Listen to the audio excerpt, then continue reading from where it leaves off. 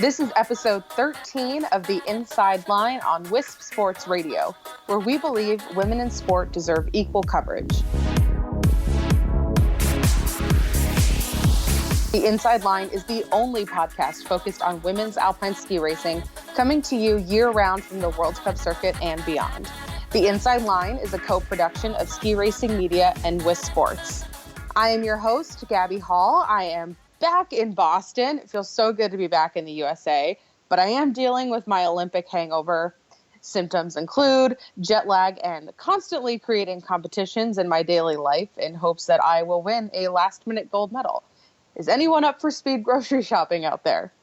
Anyway, today we are going to combat that Olympic hangover by breaking down some of the highlights and surprises of Pyeongchang, and I'm going to do that with a little help from my guest and the founder of WiSP Sports, Chris Stafford. Welcome, Chris. Thank you for helping me out with episode 13. Well, thank you for having me, Gabby. Are you still recovering from jet lag? Yes. Yeah, it's only been about 48 hours-ish since I got back, and for the most part, I'm okay, but I still have these moments where it'll be the middle of the day and my body's like, it's 3 a.m. in Korea, time to go to bed. So I'm dealing with a little bit of that. But overall, the sun is shining here in Boston. It feels like spring. So I'm pretty chipper, actually. You sound very, very chipper. And I'm pleased to have this opportunity to talk to you because I think a lot of the listeners would have heard what your reports from Pyeongchang, of course, and what happens from a spectator's point of view at an Olympic Games. But this was your first Olympics as a sports reporter. So a very new experience for you. What was it like when you first knew you were going to the Games, your accreditation was approved? Talk a little bit about that for our listeners, because I think that would be an insight that they probably are not familiar with as from the outside. Yeah, it's my first Olympic Games. I think as someone who was an athlete, and I'm sure a lot of people who grew up doing sports, there's always this dream of competing in the Olympics, even though we all know it's kind of a long shot. Very few people get to go compete there. So being a journalist and getting to go is sort of the way that I've been able to live out that dream. And so I found out I was going with NBC back in September. It's been in the works for a few months. And then in the case of South Korea, you got your credentials and you needed them to get into the country. It was your visa to work in Korea. So you got your credentials in advance, and there's all this buildup, getting your travel and accommodations and finding out who you're going to work with and what all that looks like. And for me, the most exciting part was when I landed in Korea and I walked out after going through customs and after the baggage claim. And we landed at the Yangyang airport in South Korea, which, from what I was told when we landed, we were the first commercial flight from the U.S. to ever land at that airport. So it was a small airport, but people applauded us as we arrived, and there were the Olympic rings on all these signs. And for me, that was this really cool moment where I was like, oh my gosh, I'm at an Olympic Games. And that was a very cool moment for me. And it was really just the kickoff to an amazing 3 weeks. And you were based, of course, at the satellite venue away from the central Olympic Village, and it's a very different experience. Did you get much of a chance to get immersed at all in the whole Olympic experience while you were there? Honestly, I feel like I didn't get a great sense of South Korea in terms of the culture, and I'm not sure I really got the full Olympic experience because we were staying at the Jungsun Alpine Center, which is where the speed events were hosted, and that was about 45 minutes from the IBC, which is the International Broadcasting Center, and the tech venue, and sort of one of these hubs, one of these clusters. And so we were very isolated. And so it didn't really feel like this insane buildup of an Olympic experience. The hotel we stayed at, it was NBC employees, maybe a handful of other media, and then all the Olympic teams. So, you'd be sitting at breakfast in the morning and Axel Lund Svindal would be there, or then you'd be in the coffee line and Sofia Gojo would be, going to get coffee or eggs in the morning. And so from that perspective, it was very cool because we did get to hang out basically with the athletes on a daily basis. But I don't know that I really got this raw Olympic experience that you maybe get at an Olympics where the venues are much closer together and everyone's staying in like the athlete village and things like that. So I do think this was a typical Olympic experience, but I don't have that much to compare it to. So for me, it was all very exciting and about as Olympic as it gets. Yeah, it was definitely very Olympic, and it is different to anything else. As you know, I've done, 3 Olympics now, Mm-hmm. and the first one is such a novelty because you are in a bubble, you're in a new world for that time, and you're focused on your job, and it is very, very different to the experience that you get as a sports fan. Right. Right. And I think in particular, I mean, aside from the isolation of the venue, working in TV was very interesting. I mean, obviously, when I'm working for ski racing and I'm a writer on the ground, you're in the finished corral and you're interviewing athletes as it's happening. And working as a researcher in TV, your world is very small, actually. I mean, you're walking from the hotel to the broadcast compound.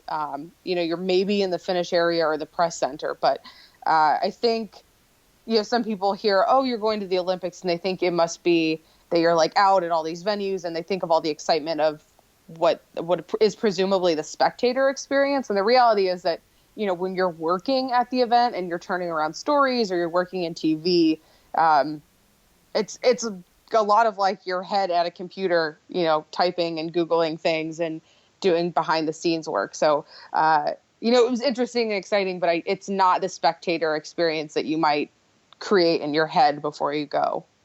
Yes, that's absolutely for sure. But it also isolates you a little bit from the culture too, the local culture. Were you able to get any of that at all whilst you were there? Did you actually talk to any of the locals, or were you very much in that Olympic bubble of the media? We did. So I got out. I got out of the house one night, and we went to this small town called Jinbu.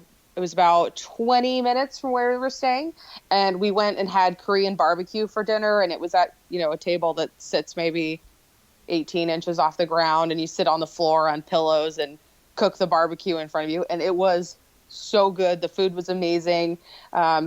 Traditional Korean restaurant, the menu was in Korean, and the man who, the server, was helping us like translate things and, made recommendations. And I feel like that was the most Korean experience that we had. But every local that I ran into, from the people who were running security at the venues, everything like that, they were so kind, so welcoming and excited about the Olympics. And I think their energy is something that I really fed off while I was there, because you'd walk through security in the morning and they were just so excited and always said, hello. And it was just a very pleasant, happy experience. And I felt like that really rubbed off on me while I was there. They were very excited to have the Olympics in South Korea. Fabulous. And of course, your memories and your photos, your social media, all of that will be very different to a lot of people who experience the games. So what were your biggest takeaways then as a visitor? Is it your first time to that part of the world, Gabbi? Yeah, it was my first time to an Asian country. I mean, technically I've been to Bali, but obviously Bali is a very different situation from the mountains of Korea. So it was my first time being in a situation where you'd look at road signs and not even be familiar with the characters that were being used, and Yeah. that's actually a very, it doesn't have to be a scary experience, but I think it's this incredible reality check where you're like, wow, I feel very lucky that I'm here, with distinct travel plans and someone helping me coordinate all these things, because that could be a very overwhelming experience, being in Korea and not being able to read road signs and navigate and communicate. And, I tried to pick up Korean words, and it's not an easy language to pick up. It was not something that came even like remotely naturally to me. So it was a very unique and interesting challenge to be there. And it's a place I'd like to go back to as a tourist to try to get further immersed in that. And I'd love to, hang out in Seoul, because that's such a major metropolis. And, it intrigued me enough that I do really want to go back outside of the Olympic Games. All right. Well, finally, did you pick up any words? Can you tell us anything in Korean? The one word that I think was most important that I picked up was 감사합니다, which is thank you. So So at the very least, I could be polite. Yes, marvelous. All right, well, let's move on to the actual experiences of the competitions themselves, because it was a very full schedule, as we know, and the schedule was messed about left and right by the weather. But reminding everybody that, of course, you were a researcher for NBC, so you really had to look at the facts and figures. Where do you want to start with your analysis of what actually happened in Pyeongchang? I think we need to start with Esther Ledeska, because I think walking out of South Korea, she is, in my mind, the story of the games, man or woman. She is the Czech athlete who has a gold medal now in alpine skiing and in parallel snowboarding. Did you watch any of those events, Chris? Not as many as I'd like to have done, of course, because of the time difference. Yes. And being a skiing fan that I am, I did have to actually catch up afterwards. Yes. So Esther Ledeska is a well-known snowboarder. She competes in parallel giant slalom snowboarding. She's the reigning world champion in that event. She was heavily favored to win in Pyeongchang, but in skiing, she's been fast. You know, we've seen these moments this season where she won a downhill training run in Lake Louise early in the season. So she's had moments where she's been very fast, but no one expected her to win the Super G. And she came out of nowhere, basically, and beat Anna Fight, who was in the lead. And people sort of expected her to get this gold medal. And I think it was one of those Olympic moments that people who are watching will not easily forget, because it came out of nowhere. And I think no woman has ever won a gold medal in two separate sports at the same Olympic Games. So she made history that way. And I think her story is one that has caused a lot of controversy in the ski world. And this is something we're going to be exploring on skiracing.com in the coming weeks. But, you know, to have someone like Esther Ledeska, who is a part-time snowboarder and a part-time skier, win in both events, I mean, what does that say about the sport of alpine skiing and the athletes who do those sports full time, that she can beat people in both events? You know, it's a very interesting time for the sport, and you wonder, is it good for the sport that someone was able to do that? Does that draw in more fans and get more people interested in the sport, or does it hurt the legitimacy of the athletes that are doing these things full time? So for me, Esther Ledeska was a big story of the games. I think it was an incredible thing for that to happen in alpine skiing and snowboarding. I think it draws really cool attention to both sports for people who don't cover them full time and don't follow them full time. So for me, she, of all the things that happened at the games and all the incredible storylines, she is the ultimate storyline of the games. Don't you find very often at Olympic Games it can throw the form book out the window? Yes, absolutely. Because, I mean, we saw that even with Michaela Schifrin. We'd be remiss if we didn't talk about her in this episode, because she, coming into the games, was I guess you could call her a 6-medal threat. Had she done all the events, including the team event, she could have medaled in 6 events. But then, you know, Mother Nature came in and they had to reschedule all these events. If you guys haven't listened to episode 11, I talked a lot about what was going on in terms of the wind and snow conditions that made it so challenging. But, you know, Michaela Schifrin ended up having all these back-to-back races and wasn't able to perform at her highest level. And so we saw her win gold in the giant slalom. And then we saw, you know, her off the podium in the slalom. And the slalom is her signature event. And I think that shocked her. It shocked me. It shocked the world. And to your point, I think that's sort of the interesting, strange, wonderful thing about the Olympics, is that the favorites are not always the ones who come out on top. Oftentimes, someone you might see as more of an underdog will walk away with a gold medal. Did you get to talk to Esther, by the way? Did you get to meet her? I did. I didn't get a chance to interview her. You know, I'd love to have her on the podcast, but given what she did in Pyeongchang, everyone and their mother wants to talk with her. But she was staying at our hotel, so I did manage to get a photo with her the day she won her gold medal, which was really cool. So yeah, obviously tweeted that right away. It was a very cool moment. She's a really nice girl. And so, I hope that maybe once things quiet down a little bit for her, maybe we can have her on the show and kind of see what the aftermath is like. I imagine she's getting a lot of media attention, and everyone wants to tell her story. So hopefully once things cool off a bit, we can get her on the show. Well, maybe she's wearing makeup more often now. Yes. Well, I mean, that's, that was such an interesting moment at the game. So if you guys weren't paying as close attention as I was, basically Esther Ledeska surprise won the Super G, and then they do press conferences right after.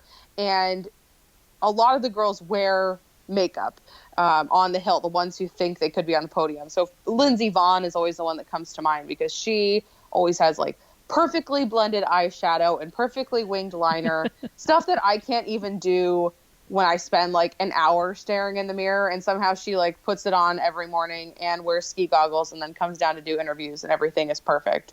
And I don't, it's some magical makeup. I don't know. I maybe have to do an article about like how she makes it happen. But Esther Ledeska was not prepared in that same way. And so at her press conference, she had like her ski hat and goggles on, and people thought it was odd, but they asked her in the press conference why she had her goggles on. She said she didn't expect to win, so she wasn't prepared like the other girls and didn't have makeup on. So, yeah, it was one of those quirky moments of the games, but I think it was memorable. And then I saw an article recently that when she went home, they had some sort of celebration for her, and fans were wearing goggles when she arrived as sort of like homage to her first win in the alpine skiing event. So it's cool. And I think it'll be, some of those images will be sort of iconic with her and what she was doing, the surprise of it all. So that was, that was a very funny, quirky moment of the games. Well, being a part-time skier, you'd wonder if she was totally prepared coming into these games, if she bought her own equipment. Yeah, so the equipment issue came up pretty quickly after the game. So one of the headlines, or a couple of the headlines I saw, indicated that Esther had won on borrowed skis. And that's not entirely accurate, because the way skis work is that they get faster over time. And so speed skis often live many lives. You'll see it on the men's side too, where skis will rotate between certain athletes. So in the case of Esther Ledeska, she skis on atomic, and she has speed skis. And so does Michaela Schifrin. Michaela Schifrin has been an atomic athlete for a long time. And then you have Tina Weirater, who's the Liechtenstein skier you guys might be familiar with. I've talked about her quite a bit.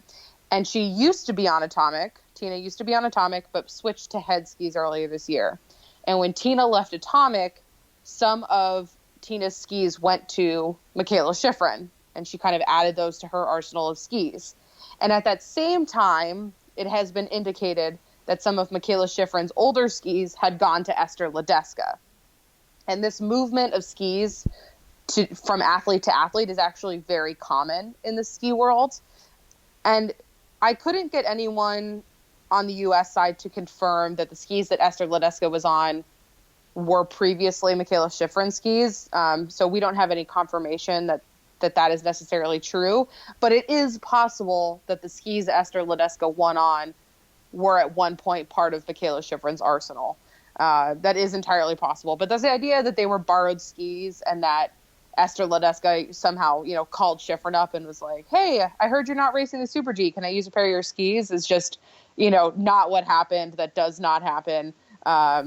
So I think hopefully I provided a little clarity on that whole system, because I think it's important to distinguish between the fact that, distinguish the fact that borrowed skis are different than the fact that skis just get moved around in the ski world, and speed skis live many lives. It does make it a much more flowery picture of that story. But it's interesting that you mention how skis do improve with use. Yeah. I mean, for those unfamiliar with the way skis work, I mean, speed skis, like I said, they get faster over time. The more they get waxed, the more they get skied on. And so they'll do things like send pairs of skis off to be run on a speed track, where they just run the skis flat along snow with someone in a tuck position just to get more mileage on the base. So there's a lot of different things that happen to make skis faster. And you'll see skis in certain athletes' arsenals that have been in multiple Olympic games, and they're skis that only got brought out onto the hill every once in a while. Because you obviously can't tune up skis too many times or the edges go away and then the skis aren't usable anymore. So there's a lot of strategy involved in how often they use the skis, how often they tune the skis, how you're running the bases and all these things. Books could be written on the topic because there's so much science and research and development that goes into making the fastest skis possible, especially in speed where you're talking about people winning by hundredths of a second. So I'm interested now then as to how many pairs of skis an athlete would take to, say, an Olympic Games, because they don't take them with them. They're shipped together, are they, separately? It depends on the athlete. So I'd have to look up the exact numbers, but Tina Weirotter flew to Pyeongchang with like 23 bags. And typically you would ship your stuff over, but because of the way the World Cup schedule fell, they needed their skis really close they needed their skis in Europe just days before they were going to South Korea. So there was no time to ship them. So they had to bring them on planes. But you'll see athletes over there with dozens of skis, especially if they're multi-event athletes. You're going to see people with 20 or 30 pairs of skis potentially. So they're not traveling light by any means. There are huge overage fees. Yes, I can imagine seeing the pictures of them at airports, and then they decide themselves, or does their tech decide which skis they race on that day? Do they have favorites? They say, well, I absolutely want to race on these on race days. I'll use these in training, but I'll use these on race days. What is the usual, way that they choose what they're going to ski on? And I'm just curious about that, because that relationship with the tech is so important, isn't it? Yes. So there's no one-size-fits-all solution to that.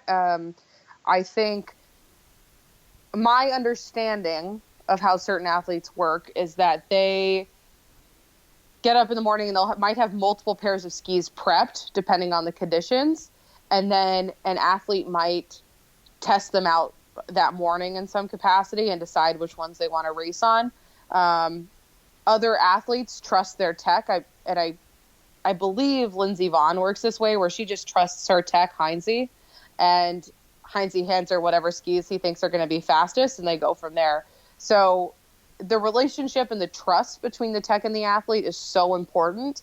And I think certain athletes have more day of, some athletes, it's more of a day of collaboration, and some athletes, it's total trust in the tech, and they'll use whatever their tech think is going to be best, depending on the conditions. So those relationships definitely vary. And like I said, there's no one size fits all solution for finding the right skis. How about boots? How many pairs would they take? And once again, this is entirely varies by athletes. So some athletes, you'll hear them say between ski runs that they changed boots because they didn't like the way one pair felt.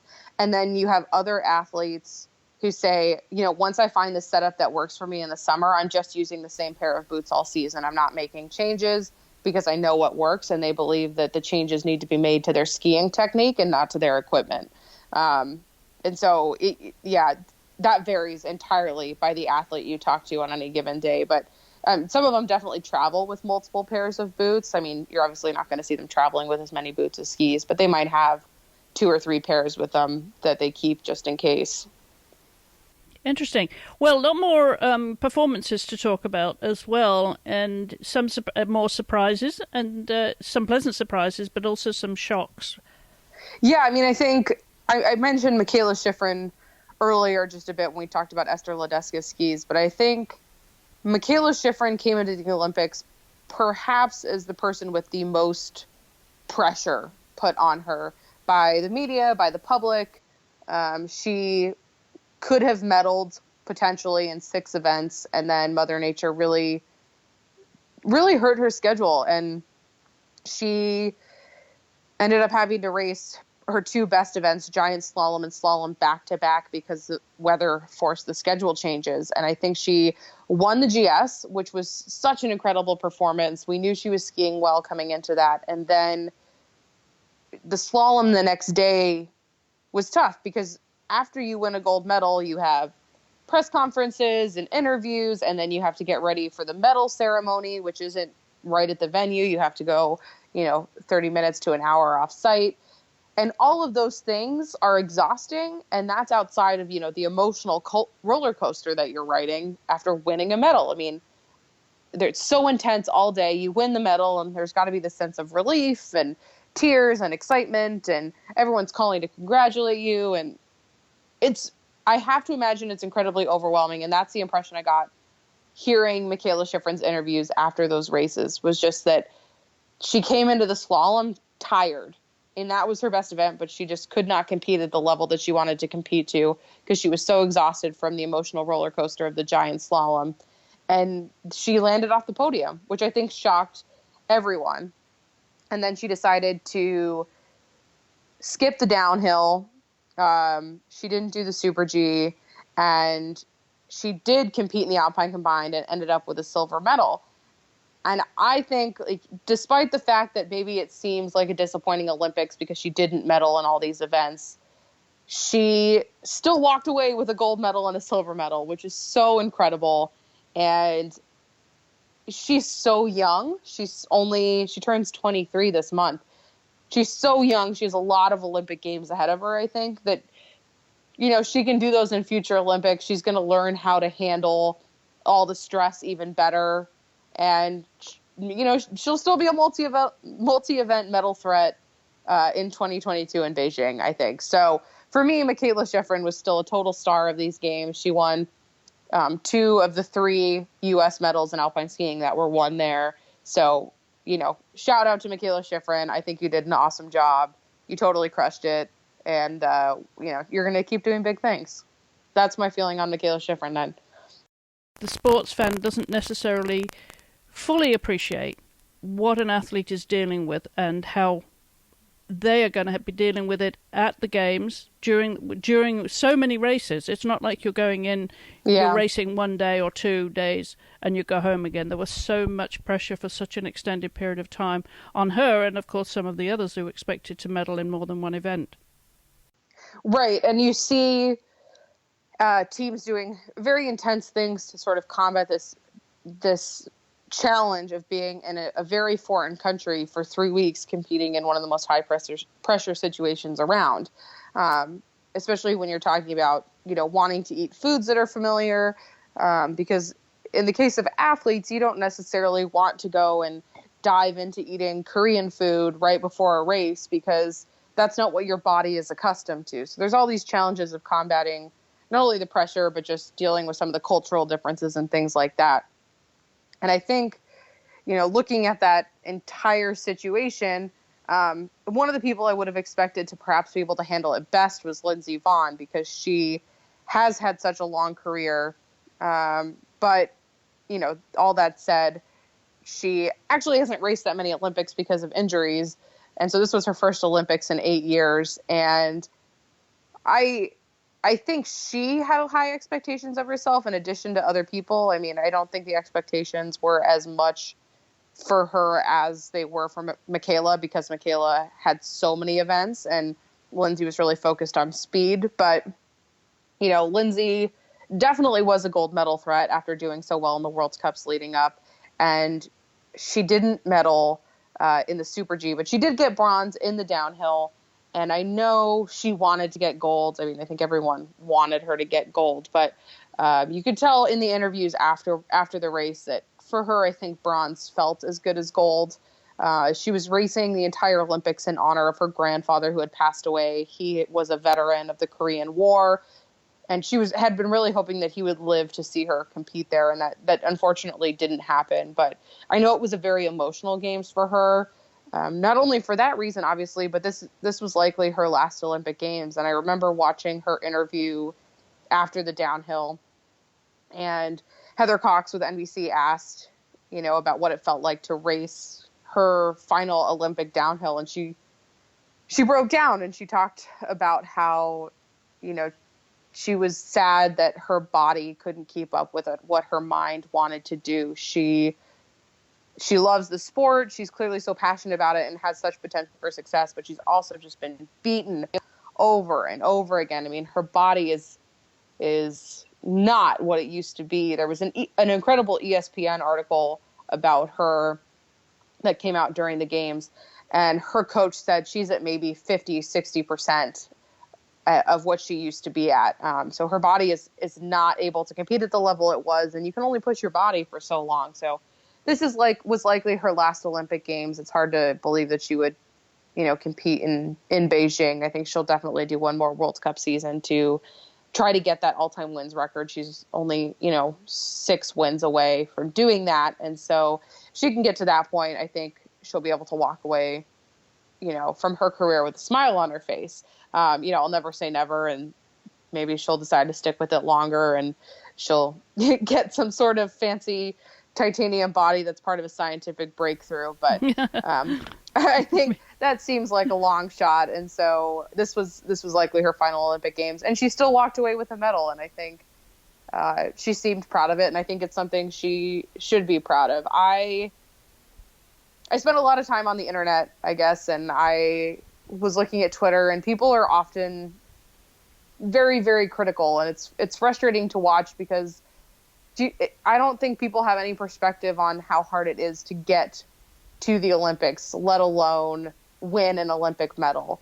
And that was really my point, and I was going to come to that question of the impact of social media, and it makes me wonder, and I don't know if you're going there with this, Gabbi, whether when you're at an Olympic Games you switch off your social media, because it's not all positive by any means, as you say. When you're in the media spotlight as you are, when you're so successful as a professional athlete these days, you are going to inevitably come under scrutiny no matter what you do.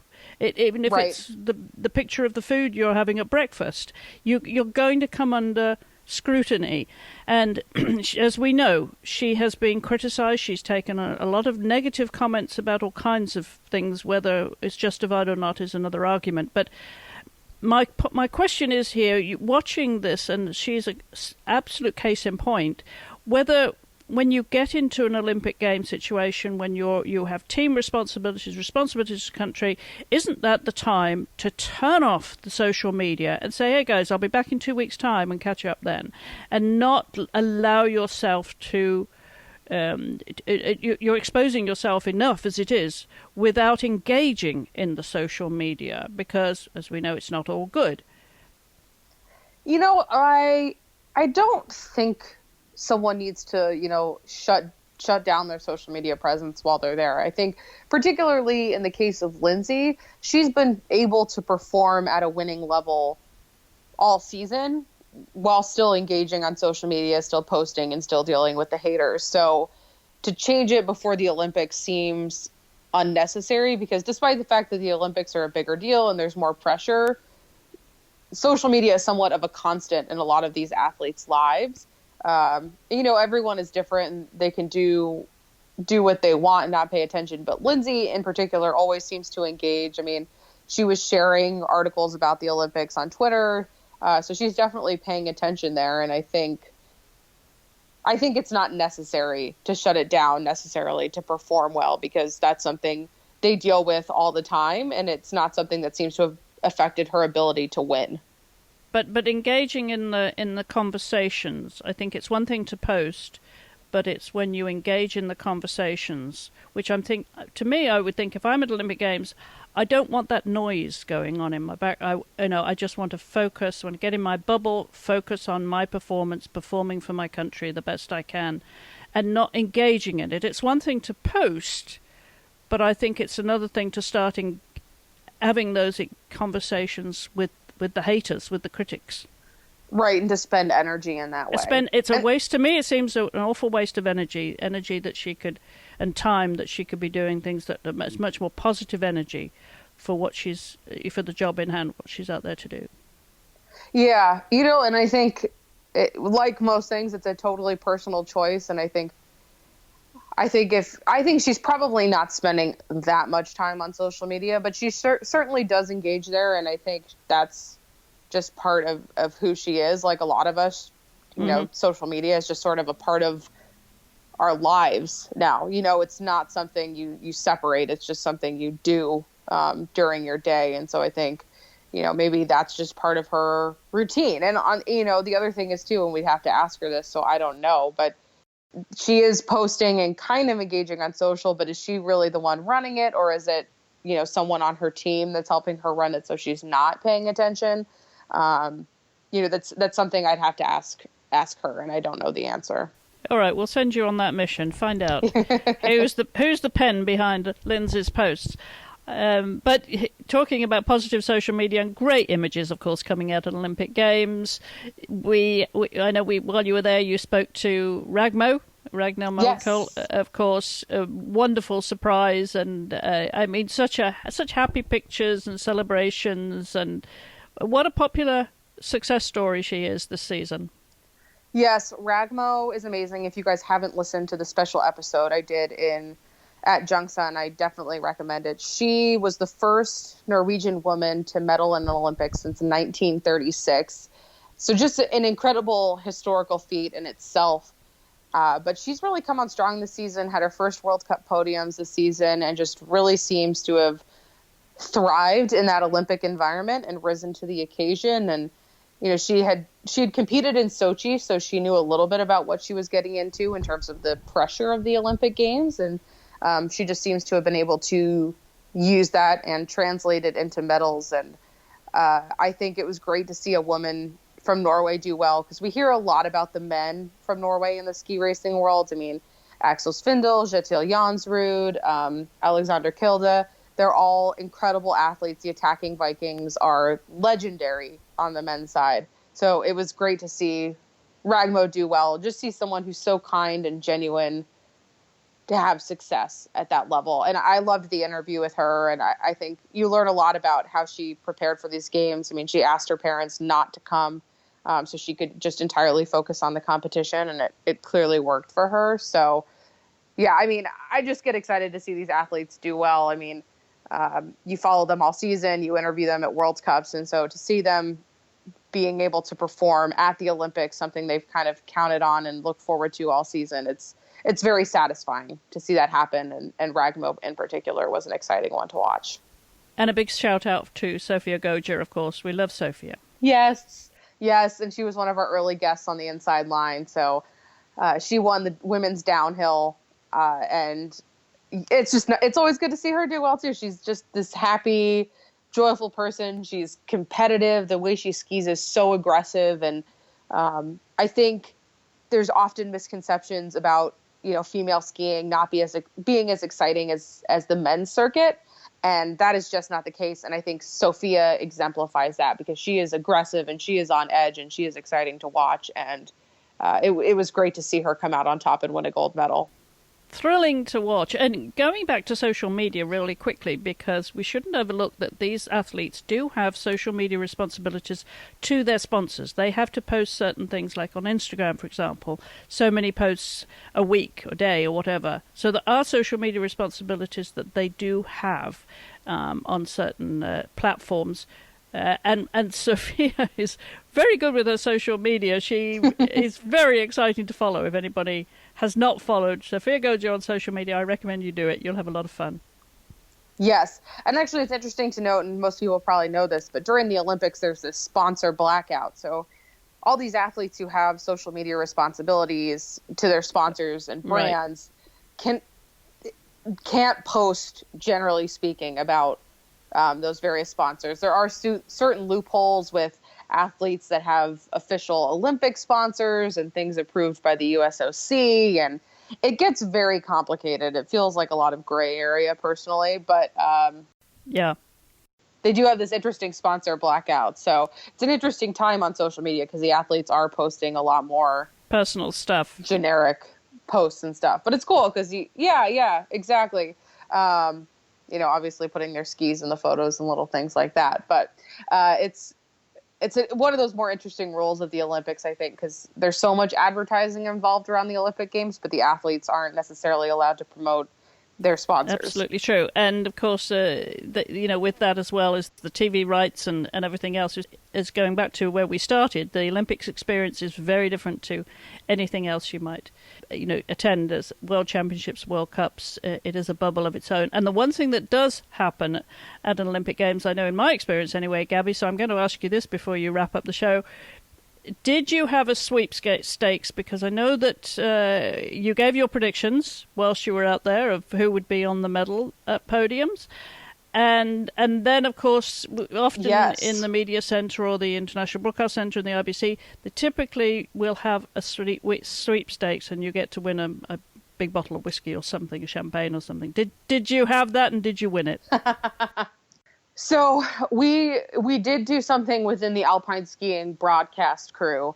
I didn't even get involved until halfway through. I don't know where I was, but apparently I had no idea what was going on until about halfway through. But it was actually interesting. The people that did well had no background in skiing, but I think that's a sign of the Olympic Games. It's Absolutely. The people who know the sport are like myself and the other researchers and people who cover it. You just have expectations of these people and trends you started to see.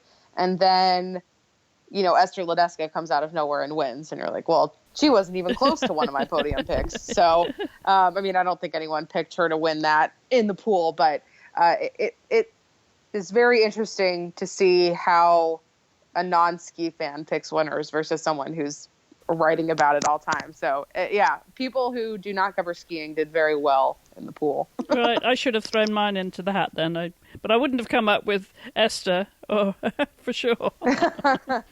Well, it's great to hear all of your experiences from the games then. Your biggest takeaway, what were the souvenirs you brought home? Oh, souvenirs. I came home with a duffel bag full of Pyeongchang 2018 hats that I have to send to my parents and my sister and everyone else. So I ended up with a lot of ski hats in my bag. And a media bag that you'll probably carry for the rest of your life. Yes, a lot of great little backpacks and things like that. So there's some good swag at the Olympics. It's worth it to go just for that. Yeah, for sure. Well, before you go now, tell us a little bit about what we're looking forward to the rest of the World Cup season, which is coming to a close only too fast here. We're in the final stretch, aren't we, of the season? Yep, we're in the final stretch. We have some women's races in Crans, Montana coming up this weekend, and then World Cup finals in Åre, Sweden just after that. So we have these final few races. I will be back on the inside line in a couple weeks to sort of let you know where we're at in the season and let you know how some of the final standings are shaking out. We'll be naming a World Cup overall winner here very shortly, which will be exciting. I think it'll likely be Michaela Schifrin, so keep your eyes peeled for that. But we still got some exciting races coming up. The Olympics is not the end for us, so there will be definitely lots to talk about in the coming weeks. And so if you guys are loving this podcast, please leave a 5-star review of WiSP Sports Radio on iTunes. I also welcome any ideas for guests or issues you'd like to see discussed on this podcast. Feel free to leave a comment below. Tweet me at Hall_Gabby. Find me on Facebook. I am totally open to suggestions. More episodes of The Inside Line can be found at wisports.com, skiracing.com, and on any podcast player you use, just search for WiSP Sports Radio. That's WISP Sports Radio. WiSP Sports Radio is the world's largest network of podcasts for women's sport. For more conversations from the world of women's sport, visit wisports.com and follow us on social media at WiSP Sports and at Ski Racing Media. Like I said, I'll be back in 2 weeks' time with another episode of The Inside Line to talk about the end of the World Cup season, and I'm looking forward to talking with you guys soon.